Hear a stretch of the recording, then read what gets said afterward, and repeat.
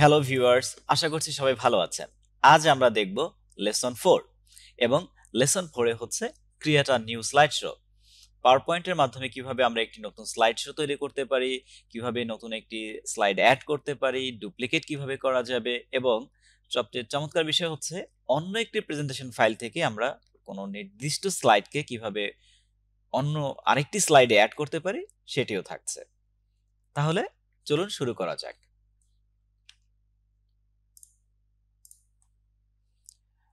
যদিও আমাদের এখানে অনেকগুলো স্লাইড আগে থেকেই নেয়া আছে, তারপর আমরা প্রথম থেকে দেখব। সো আমি স্লাইডগুলোকে আগে ডিলিট করে দিচ্ছি। সবগুলো স্লাইড ডিলিট করে দিলাম। সো এখানে আমরা দেখতে পাচ্ছি click to add a first slide. তো অ্যাড করার আগে আমরা নতুন স্লাইড কিভাবে তৈরি করা যায় সেটি দেখছি। আমরা প্রথমে চলে যাব ফাইল মেনুতে। ফাইল মেনু থেকে নিউ অ্যান্ড ব্ল্যাঙ্ক প্রেজেন্টেশন। যেহেতু কোনো এক্সিস্টিং থিম আমরা ব্যবহার এই মুহূর্তে করতে চাচ্ছি না, সো আমরা ব্ল্যাঙ্ক প্রেজেন্টেশনটি নিচ্ছি। আমাদের স্লাইড প্যানে অলরেডি আমরা একটি স্লাইড দেখতে পাচ্ছি। এরপরও যদি আমাদের আরো স্লাইড অ্যাড করার দরকার হয়, তখন আমরা হোম মেনু থেকে নিউ স্লাইড অপশনসে চলে আসব। নিউ স্লাইডে এলে এখানে অনেকগুলো লেআউট আছে। আপনার প্রয়োজনে যখন যে স্লাইড দরকার হয় সেই স্লাইডটি সিলেক্ট করতে পারেন। সাপোজ আমি এখানে ব্ল্যাঙ্ক একটি স্লাইড সেট করতে যাচ্ছি, দ্যাটস আমরা ব্ল্যাঙ্ক সিলেক্ট করছি। এরপর যদি আমরা কোনো স্লাইডে রাইট ক্লিক করি, তাহলেও নিউ স্লাইড অপশনস পাচ্ছি।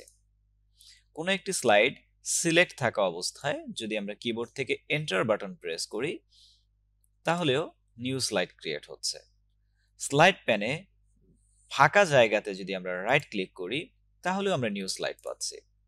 অথবা যদি আমরা কিবোর্ড শর্টকাট কন্ট্রোল এম ব্যবহার করি, সো অনেকগুলো অপশনস আছে আমাদের নতুন স্লাইড তৈরি করার।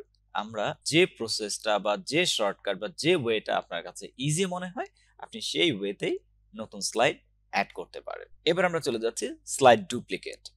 যে কোনো স্লাইড যদি আমরা ডুপ্লিকেট করতে চাই, সেই স্লাইডে রাইট ক্লিক করে আমরা স্লাইডকে ডুপ্লিকেট করতে পারি। এখানে অলরেডি ডুপ্লিকেট স্লাইড তৈরি হয়েছে, just simple right click and duplicate slide.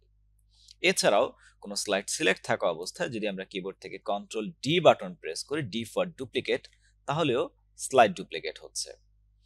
অথবা কোনো স্লাইডে সিলেক্ট থাকা অবস্থায় যদি আমরা হচ্ছে নিউ স্লাইডে আসি এবং সেখানে নিচের দিকে যদি আমরা খেয়াল করি, এখানে একটা অপশনস পাবো আমরা ডুপ্লিকেট সিলেক্টেড স্লাইডস। তাতে করেও যে স্লাইডগুলো আমার সিলেক্ট আছে সেই স্লাইডগুলো ডুপ্লিকেট হয়ে যাচ্ছে।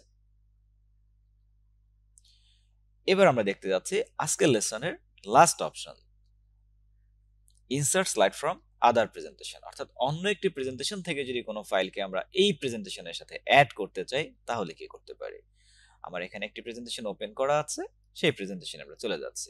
সাপোজ এই যে প্রেজেন্টেশনটি আমাদের লেসনগুলো যেখানে শর্ট ভিউ আছে, সে এই স্লাইডটা অর্থাৎ এই 5 নাম্বার স্লাইডকে চাচ্ছি আমরা অন্য একটি স্লাইডে নিয়ে যেতে। সিম্পল, জাস্ট আমরা সেই 5 নাম্বার স্লাইডে চলে আসি। স্লাইড প্যান থেকে রাইট ক্লিক, এখানে কপি, রাইট ক্লিক করে কপি, এবং কপি করার শর্টকাট হচ্ছে কন্ট্রোল সি।